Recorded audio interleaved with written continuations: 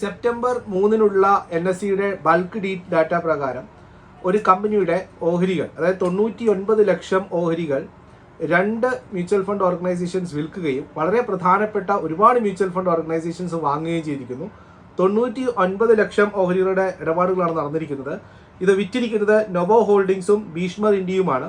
ഇത് വാങ്ങിയിരിക്കുന്നത് HDFC mutual fund ഈ 99 ലക്ഷത്തിൽ 31 ലക്ഷം ഓഹരികൾ വാങ്ങി. സ്മോൾ ക്യാപ് വേൾഡ് ഫണ്ട് 20 ലക്ഷം രൂപ, 20 ലക്ഷം ഓഹരികൾ. ആദിത്യ ബിർള സൺ ലൈഫ് 13 ലക്ഷം ഓഹരികൾ. ഗോൾഡ്മാൻ സാക്സ് 11 ലക്ഷം ഓഹരികൾ. ICICI പ്രൊഡൻഷ്യൽ 8 ലക്ഷം ഓഹരികൾ. ബാക്കിയുള്ള മ്യൂച്വൽ ഫണ്ടുകൾ ഞാൻ പറയാം. Invesco mutual fund, SBI general insurance, rising India funds, Sundaram mutual fund, Morgan Stanley Asia Singapore fund, Societe Generale, Citigroup global, അതുപോലെ തന്നെ ആദിത്യ ബിർള പ്രൊഡൻഷ്യൽ ലൈഫ്സ്, ഇങ്ങനെ ഒരുപാട് കമ്പനി ഏതാണെന്ന് വെച്ചാൽ Medi Assist health care private service limited ആണ്.